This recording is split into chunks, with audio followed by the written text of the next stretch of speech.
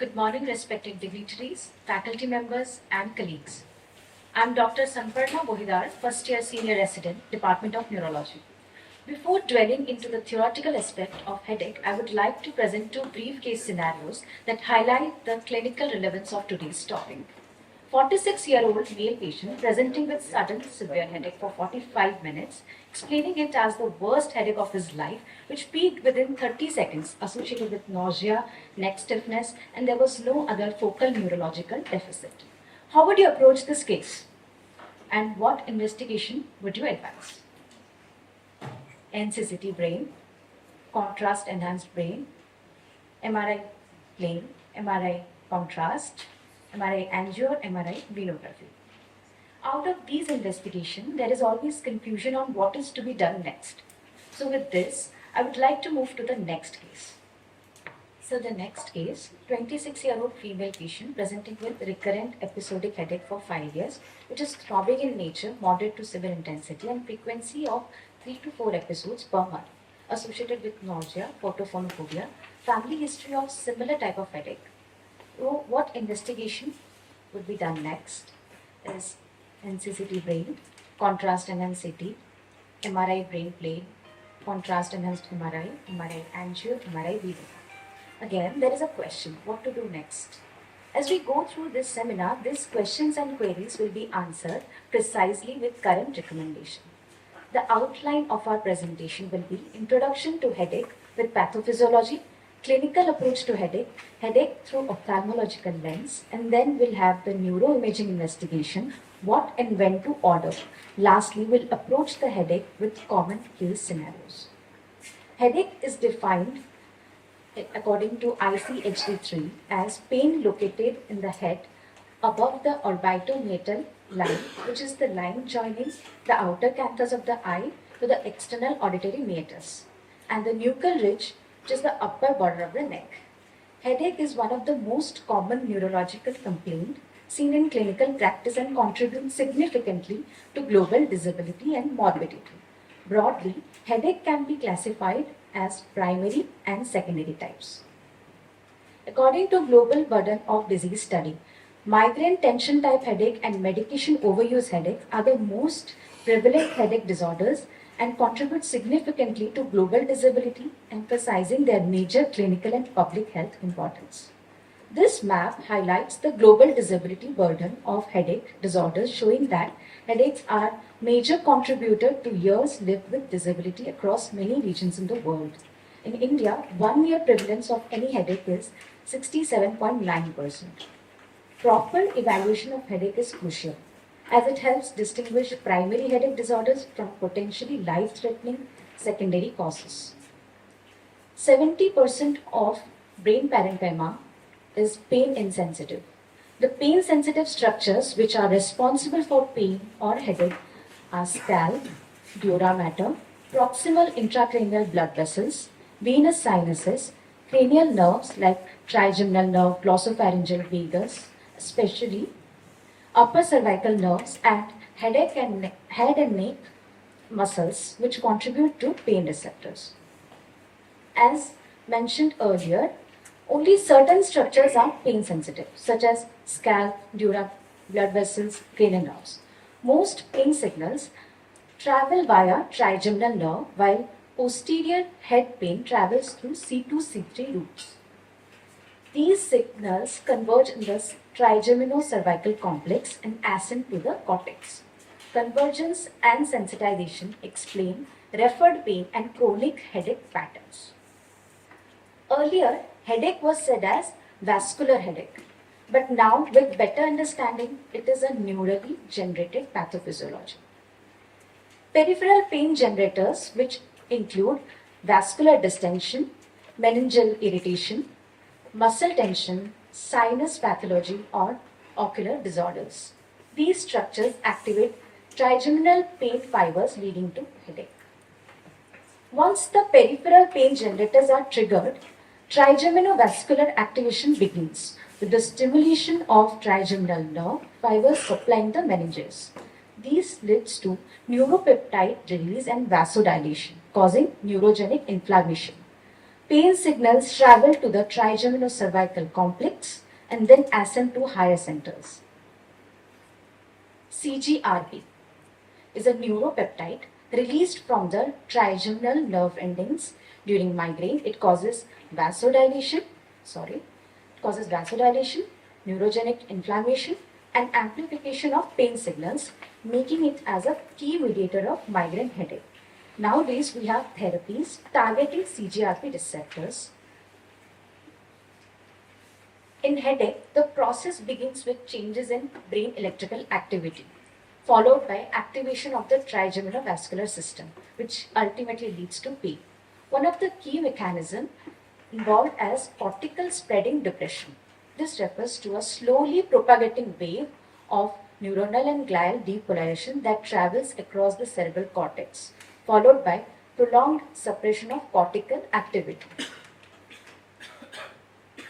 Central sensitization is a condition in which neurons with the central nervous system becomes hyperexcitable and show lower threshold for activation, resulting in amplified and prolonged pain perception.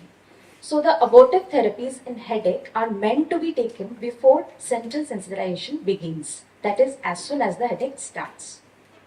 In case of secondary headache, raised ICP causes headache by stretching of pain-sensitive structures like the dura and venous sinuses. Meningeal irritation, as seen in meningitis or subarachnoid hemorrhage, directly activates the trigeminal pain fibers, leading to severe headache with neck stiffness. Classification of headache. So, before we start, why it is important? Classification of headache is crucial because it guides treatment, helps us decide when and what imaging to be done, provides a prognostic information, prevents unnecessary investigation, reduces the finance burden and polypharmacy.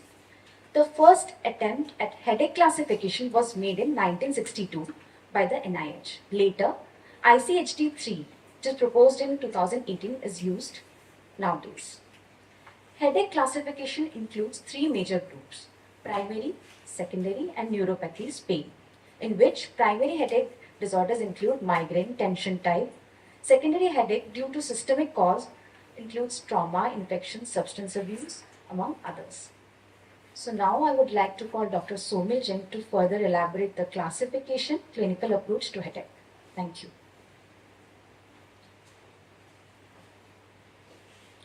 Thank you, Dr. Samparna. Good morning, everyone. Myself, Dr. Somil Jain, second year junior assistant from Department of General Medicine. I would like to stroll our discussion towards the clinical evaluation of headache with a systemic diagnostic approach. Now, as we have learned, headache is a symptom, not a diagnosis. As a clinician, our first duty should be to exclude secondary causes, that is by red flags identification. And why it is important? Because missing a secondary headache can be fatal.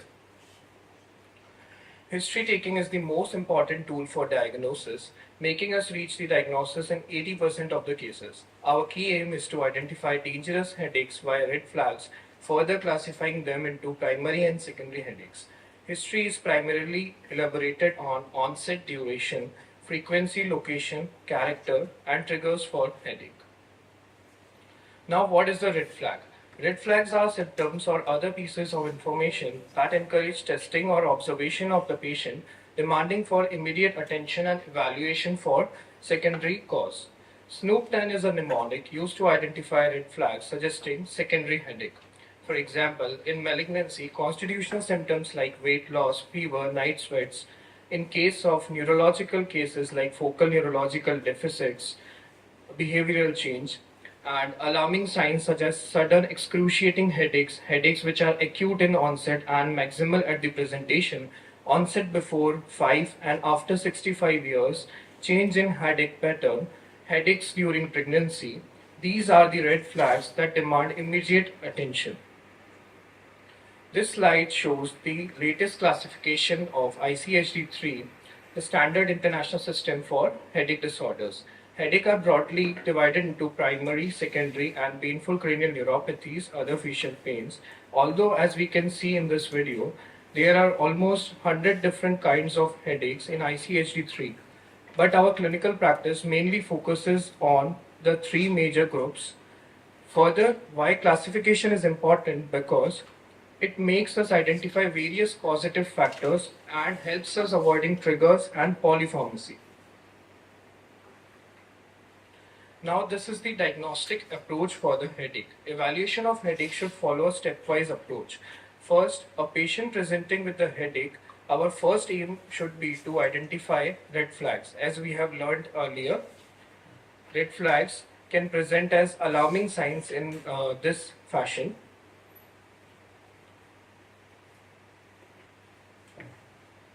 Further, if there is a red flag, we should immediately investigate the patient further for the secondary headache. If the red flags are absent, we should proceed towards the clinical examination. If it's an abnormal or not a typical pattern for a headache, we must think of a secondary headache. And if the headache presents with a typical pattern, we must think of a primary headaches, that are migraines, tension type headaches and cluster headaches. Primary headaches are diagnosed mainly by pattern recognition in patient's history rather than investigations. For example, migraines present as episodic attacks lasting for more than 4 hours, which may progress to chronic migraine, and pain is throbbing or pulsatile, moderate to severe in intensity. If the pain is dull, pressing or tight band-like, one must think of tension type of headaches. Cluster headache occurs at short attacks lasting for about 15 to 180 minutes, occurring in clusters with remission periods. In this case, pain is severe, stabbing, and strictly unilateral. Now, migraine is the most overdiagnosed primary headache in a clinical OPD. However, most of them are tension headaches and headaches occurring due to secondary causes such as infective etiologies. This simple tabular data presentation depicts how important is history taking to identify the right kind of headache and manage them adequately, as all headaches are pains but treatment for each kind is distinct. So the most crucial entity in our approach is to articulate history upon onset, duration, frequency, location, character, and identification of the triggers. Talking about the onset of the headache, sudden and maximal onset point towards a vascular pathology like subarachnoid hemorrhage, cerebral venous sinus thrombosis, and demands immediate treatment. While subacute onset is for infections and a headache developing gradually may point towards a tumor or migraine. Any headache which is short, ultra short, is vascular unless proven otherwise. Duration in seconds are usually for neuralgias, minutes for SAH and CVST. Migraine and cluster can go on for hours. If a headache persists for days, one may think of infective etiologies. Frequency helps us classifying headaches into acute and chronic, as chronic pathologies demand prophylaxis along with symptomatic relief of the pain. Headache occurring on greater than 15 days per month for at least 3 consecutive months, regardless of the underlying cause, are chronic headaches. Duration of greater than 4 hours daily may hint our diagnosis towards chronic migraine, chronic tension headaches, hemicrania continua, while lesser than 4 hours accounts for chronic clusters, paroxysmal hemicrania, sun city suna, and hypnic headaches. Hypnic headaches are the headaches which occur exclusively during sleep, usually waking up the patient. Moving on, the location of the pain. For example, in migraines, they are usually unilateral, band-like sensation as in tension headaches. Clusters are periorbital in fashion, while facial distribution of headache along with nasal secretions hint towards sinusitis. Dwelling upon the character and severity of the pain, if the headache is worst ever and explosive, one must think of subarachnoid hemorrhage, CVST, intracerebral hemorrhage, and receive immediate attention of a neurologist, while throbbing and moderate pain usually are migraines, band-like tight and mild sensation are tension headaches, while stabbing pains are mostly neuralgias. An important aspect of our history taking is to point out the triggers of the headache, which can do wonders for a patient's management. Triggers can be dietary like caffeine and alcohol, environmental like exposure to bright light, strong odors, physical like sleep deprivation, neck strains, overexertions, biological like hormonal shifts, stress, allergies, Avoiding triggers can help in avoiding not only polypharmacy but even in many cases pharmacy. Moving on to the secondary headache. A secondary headache is a headache caused by underlying disorder. Identification of a secondary headache is necessary because it demands immediate attention. It is important to identify the red flags as shown in the table, as secondary headaches may present subtly that require immediate attention. Now, as in this flow chart, as we have learned earlier, if a patient presents with headache and have we identified the red flags, we should strictly think and investigate for a secondary headache. And upon examination, if the patient is having not a typical pattern or abnormal examination, then we must again think of a secondary headache. A brief comment on the pathophysiology for secondary headache. Secondary headache can arise from stretch of pain-sensitive structures as in tumor and hydrocephalus, vessel rupture and thrombosis as in SCH and CVST, meningeal inflammation as in meningitis, while metabolic causes and drugs also contributes towards secondary headaches. Now I would like to describe headache under infective, vascular, systemic, neoplastic, metabolic and drug-induced causes. First, the vascular causes. A worst ever headache which is sudden, one should strictly think of a subarachnoid hemorrhage, while progressive severe headache with seizures is usually cerebral venous sinus thrombosis. Again, if an acute focal neurological deficit presents with a headache, one must strictly think of an intracerebral hemorrhage. While a patient presenting with history of jaw claudication, aged over 50 years and temporal pain is usually temporal arteritis. Hypertension is one of the most common systemic cause of headache accounted in a clinical OPD.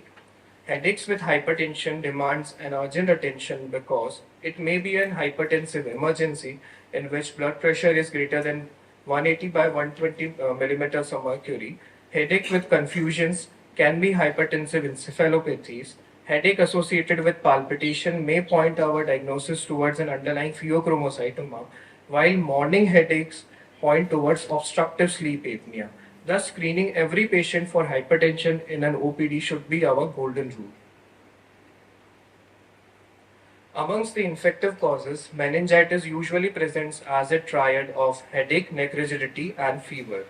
Encephalitis is usually harnessed with an altered sensorium, while focal deficits may point towards an underlying brain abscess, and frequent nasal discharges with headache is a cue for sinusitis. Nocturnal awakenings, headache which is worse in the morning, point towards neoplastic etiologies of the brain.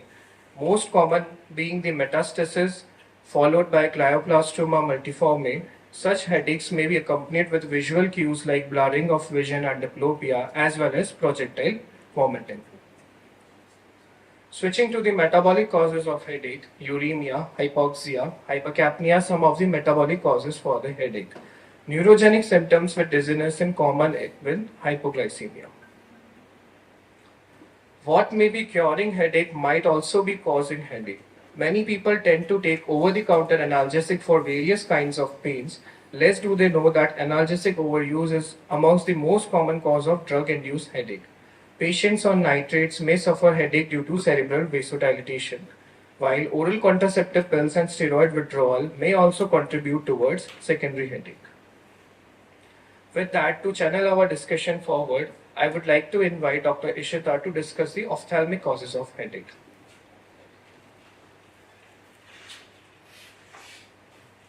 Thank you, Dr. Somil. Good morning, respected dignitaries, teachers, and my dear colleagues. I, Dr. Ishita Rota, third-year resident from the Department of Ophthalmology, will be decoding headache through the ophthalmic lens. The ophthalmic causes of headache are secondary headaches arising from ocular pathologies rather than a primary neurological disorder. The clinical presentation of the patient provides major clues on the ophthalmic causes of headache, from benign conditions like refractive error to life-threatening and vision-altering entities like ocular ischemic syndrome. Refractive error is the most common cause of ophthalmic headaches. Frontal headache with accommodative strain is indicative, and patient gets quick relief with corrective lenses. Often underdiagnosed or misdiagnosed as migraine or raised intracranial pressure, acute angle closure glaucoma presents with severe unilateral headache along with colored halos, and there is a risk of permanent visual loss. A patient presenting with the triad of dull headache with painful ocular movements and color desaturation is a direct pointer towards optic neuritis. This should trigger immediate evaluation as it often signals a demyelinating disease such as multiple sclerosis. A patient presenting with headache, photophobia and red eye may appear to have cluster headache but is often an ocular entity called uveitis. In such cases, the headache is secondary to ocular inflammation and ciliary spasm. It is often a manifestation of a systemic or a neurological disorder. Headache which radiates to the temple or jaw with a limbal nodule and violaceous hue of the sclera clues us towards scleritis. It is a marker of systemic autoimmune and vasculitic disease. Its association with temporal arteritis is particularly critical as headache and ocular pain may herald sight-threatening ischemia. The typical presentation of ipsilateral headache accompanied by transient vision loss known as amaurosis fugax points directly towards ocular ischemic syndrome. It is caused by chronic ocular hypoperfusion due to severe carotid stenosis. The most common mimic of migraine is idiopathic intracranial hypertension. Both of these entities present with visual disturbances, but in fundus examination, it is revealed that papilledema will be present in cases of IIH. Thus, funduscopy is the most important ocular test in headache evaluation. The optic nerve and the retina are the only parts of the central nervous system which are visible non-invasively. As we can see in these images, papilledema presents with bilateral blurring of disc margins. In ocular ischemic syndrome, there will be diffuse retinal hemorrhages and microaneurysms, and optic neuritis will present with an unilateral blurring of disc margins. The visual field assessment provides earliest objective sign and is a critical tool in distinguishing primary from secondary causes. Each headache type has a characteristic visual field clue. So if a patient presents with morning headache and papilledema, on visual field we will see an enlarged blind spot, and this is indicative of raised intracranial pressure or idiopathic intracranial hypertension. Headache with acute vision loss will present as a central scotoma. This points us towards optic neuritis. Chronic dull headache with arcuate scotoma is generally a diagnosis towards glaucoma. Headache with endocrine features showing bitemporal hemianopia on perimetry will be indicative of pituitary adenoma. And headache with vascular risk with an altitudinal field loss will be ocular ischemic syndrome. So decoding headache through the ophthalmic lens means recognizing these ocular signs from benign conditions like refractive errors to entities requiring systemic evaluations and ocular emergency such as angle closure attack. The eye provides critical diagnostic evidences for underlying causes of secondary headaches. Now that we have discussed the clinical aspects of headache, I would like to invite Dr. Tamanna to continue with the radiological perspective.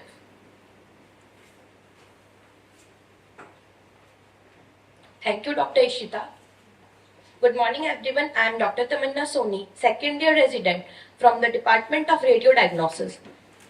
Will be presenting on topic in imaging in headache. There is no single imaging test for the headache. There are four main modalities which are CT, MRI, MRI venography and CT angiography. Choice of imaging depends on how the patient presents clinically. American College of Radiology has given imaging criteria for the patients presenting with a new headache. Scenario 1.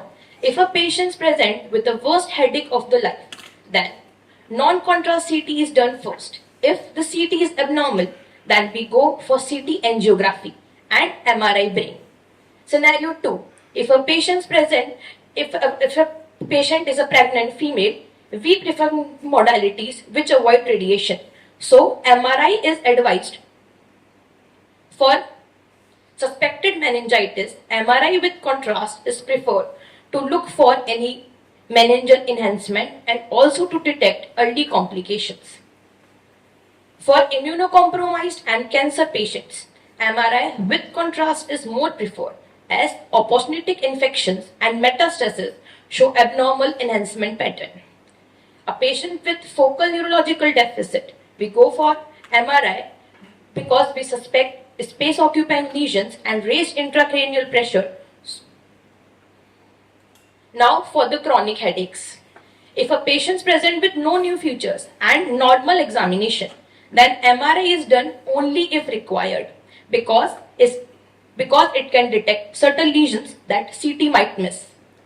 For a patient with new features, raises concern for the secondary causes. So, CT can be done initially to exclude any hemorrhage or large mass effect, but MRI is preferred for better tissue characterization. For positional headache, MRI is the first investigation to detect indirect signs of CSF leak, and MRI myelography helps us to localize the site of the CSF leak. As discussed earlier, CT brain is usually the recommended investigation in the case of intracranial hemorrhage because it can detect the early investigation. It is widely available and can be performed very rapidly, which is crucial in the emergency settings. However, CT has some limitations in detecting early ischemic changes and subtle infective changes. Also, it has limited ability to characterize vascular lesions. Additionally, CT uses ionizing radiation, which limits its use in young and pregnant females. Now discussing two common causes of the acute headache which can be detected on CT. Image 1 is an NCCT brain in the axial section. The two arrow highlights the hyperdense blood in the sylvian fissure and the basal cistern. This presentation is typically seen in subarachnoid hemorrhage.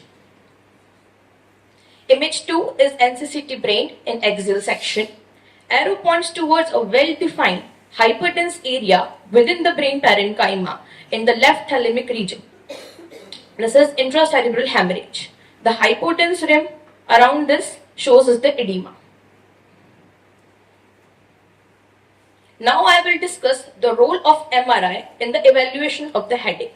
MRI is highly sensitive for detecting early infection such as meningitis and encephalitis, which may appear normal on CT. MRI provides excellent soft tissue contrast, making it the modality of choice for detecting tumors and metastasis, and also helps in defining the lesion extent. However, MRI has certain limitations. MRI has limited availability in the emergency setting and it requires a longer scan time. It is contraindicated in the patient with certain implants or those who are clinically unstable. Additionally, MRI is relatively expensive compared to CT, which limits its routine use. Image 1 and image 2 are the axial post-contrast images. There is diffuse enhancement along the cortical sulci and the basal cistern, which are shown by the arrow. This is known as the leptomeningeal enhancement, which is seen in meningitis. So far I have discussed the parenchymal causes of the headache. Now the vascular causes. MRI venography is the gold standard imaging modality for diagnosing cerebral venous thrombosis because it can directly assess venous flow. It complements MRI brain, which shows secondary parenchymal changes. Normally, the sinus fills uniformly with the blood and it appears bright on venography. Image on right is the normal, in which it is a contrast-enhanced MRI venography. This is superior sagittal sinus, this is inferior sagittal sinus, this is the straight sinus, transverse sinus, and all of them form a confluence. Image 2 is the sagittal contrast-enhanced MRI, in which we can see the filling defects which are marked by the arrows. This signifies thrombus in the superior sagittal sinus. After discussing venous causes, I will move on to the arterial causes, particularly intracranial aneurysm. CT angiography is used to evaluate the arteries of the brain. It is most commonly preferred when an aneurysm is suspected, especially after subarachnoid hemorrhage. Image 1 is the CT angiography image, which shows a focal sac-like dilatation at the junction of the anterior cerebral artery, which is shown by the red arrow. This location corresponds to anterior communicating artery, which is a common site of intracranial aneurysm. Image 2 is the 3D reconstruction, which shows aneurysm at the anterior communicating artery. Now further discussing imaging findings that reflect intracranial pressure, which clinically presents as papilledema. Image 1 is the sagittal MRI image. The red arrow highlights two enlarged and empty sella. Image 2, the arrow on the right shows the optic nerve sheath which is dilated. This arrow shows flattening and mild bulging of the posterior aspect of the optic disc into the globe. Now for the venous imaging, the blue arrow shows distal narrowing of the right transverse sinus and the green arrow indicates an absent or hypoplastic left transverse sinus.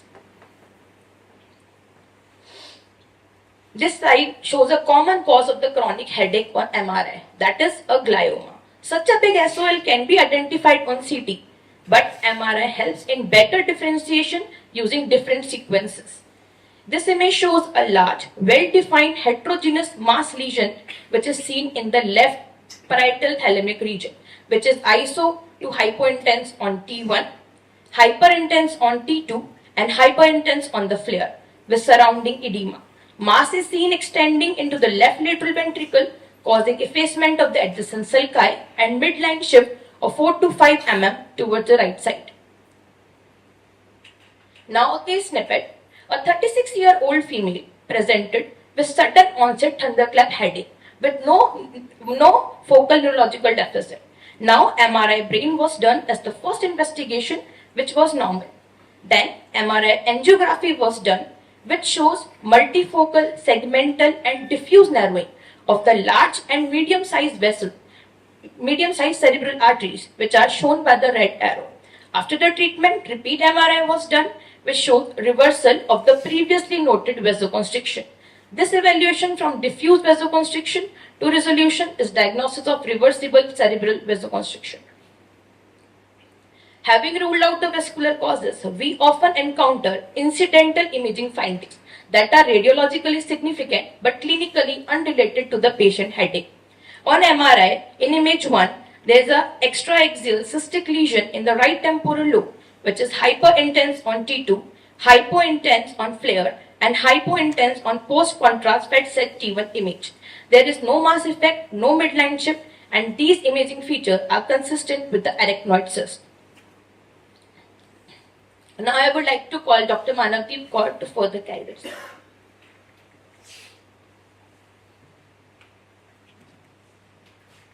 Thank you, Dr. Tamanna. Good morning, respected dignitaries, faculties, and my dear colleagues. I am Dr. Manavdeep Kaur, Senior Resident, Department of Neurology. I will be taking the presentation forward by discussing the approach to headache through clinical case scenarios which are from our department. Now let's try to decode the case scenario which was discussed earlier during the beginning of the presentation. We have a 46-year-old male presented with sudden onset severe headache described as worst headache of his life, which peaked within 30 seconds. It was associated with nausea and mild neck stiffness with no focal neurological deficit. On examination, nuchal rigidity was present. Now I would like to ask, is this a primary or a secondary headache? What will be the first investigation in this case?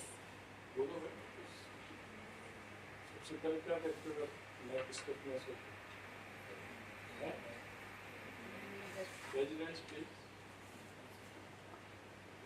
सबसे पहले meningitis suspect. It is a secondary headache because red flag signs are present in the form of new onset severe headache, worst headache of life with nuchal rigidity. Then what is the first investigation in this case? As discussed earlier by the radiology department, NCCT head is recommended. What are the causes of thunderclap headache? Subarachnoid hemorrhage, RCVS, CVST, cervical artery dissection, pituitary apoplexy, hypertensive emergency, spontaneous intracranial hypotension, intracerebral hemorrhage.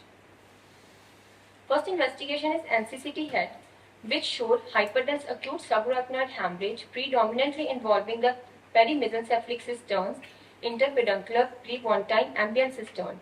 Blood is centered anterior to the brainstem.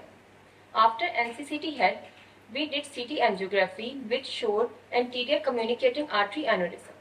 I would like to emphasize that in 10 to 15% of the cases who present with sentinel headache, have a normal NCCT head, and in such case scenarios, we should admit the patient and do CSF examination to look for the cremated RBCs for subarachnoid hemorrhage along with CT angiography.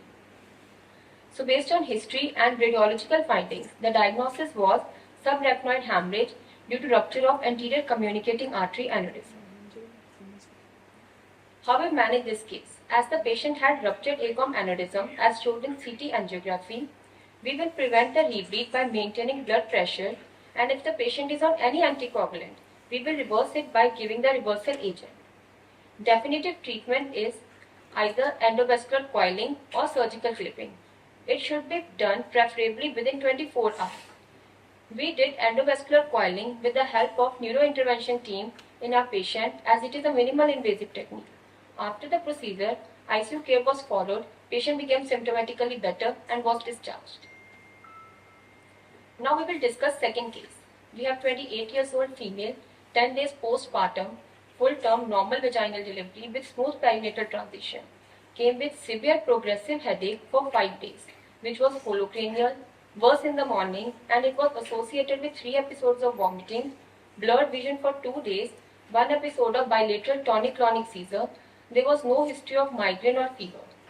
On examination, she was conscious but drowsy with no focal neurological deficit, and on fundus examination bilateral papilledema was there. So, is it a primary headache or a secondary headache? Yes, it is a secondary headache because we had highlighted red flags, that is patient is postpartum, came with blurring of vision, bilateral tonic-clonic seizure and papilledema on fundus examination. Then what will be the first investigation in this case? As already discussed by the radiology department, as this is a postpartum female, the recommended investigation of choice is MRI brain with MR venography. Plain NCCT head is not recommended unless the MRI is contraindicated or there is non-availability of MRI, then we can go for CT venography. As discussed, MRI brain with venography was done. MRI brain shows area of abnormally increased signal intensity in superior sagittal and transverse right sinus, and in venography there is right transverse sinus thrombosis. So our diagnosis is cerebral venous sinus thrombosis. Then when should we suspect CVST? If the patient is young with new onset headache, having seizures, with atypical focal deficits like bilateral leg weakness, which was usually due to the venous infarct, which are non-territorial, often hemorrhagic, and maybe bilateral or parasagittal in location. Other points which point towards the CVST are papilledema and altered sensorium. CVST commonly occurs in the patient who are usually postpartum or on oral contraceptive pills or who are severely dehydrated, or the patient having any other hypercoagulable state. I would like to point that in more than 90% of the cases who have CVST, headache is present with other symptoms, but only 15% of the patient have isolated headache. And these are usually women on OCPs, pregnant females, 6-week postpartum and hormonal therapy. We started the patient on low molecular weight heparin and the patient became better, and we discharged the patient on warfarin. Now coming to third case scenario, we have 24-year-old female came with holocranial daily headache for 20 days, which was worse in the morning and on bending forward and lying down. She also had blurring of vision and occasional diplopia. There was no history of any focal neurological deficit. She was obese and on oral contraceptive pills.